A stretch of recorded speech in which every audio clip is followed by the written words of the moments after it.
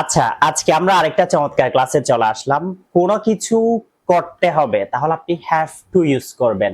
যদি বলি আমাকে যেতে হবে, আই হ্যাভ টু গো। তোমাকে খেলতে হবে, ইউ হ্যাভ টু প্লে। আমাদেরকে পড়তে হবে, উই হ্যাভ টু রিড। তাদেরকে লিখতে হবে, দে হ্যাভ টু রাইট। যদি বলি তাকে, তাকে ঘুমাতে হবে, হি হ্যাজ টু বলবেন তখন, হি হ্যাজ টু স্লিপ। রহিমকে হাঁটতে হবে, Rahim has to walk. At the same time আমরা যদি বলি আমাকে যেতে হয়েছিল তখন হ্যাড টু বলবেন। আমাকে যেতে হয়েছিল, আই হ্যাড টু গো।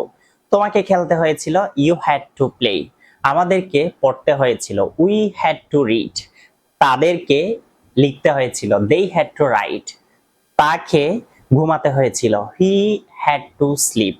রহিমকে হাঁটতে হয়েছিল, রহিম হ্যাড টু ওয়াক। অর্থাৎ কোনো কিছু করতে হবে হ্যাভ টু, আর করতে হয়েছিল হ্যাড টু ইউজ করবেন। ভিডিওটা শেয়ার করে দিবেন। দেখা হবে নেক্সট কোনো ভিডিওতে। ভালো থাকবেন, সুস্থ থাকবেন। সালাম আলাইকুম।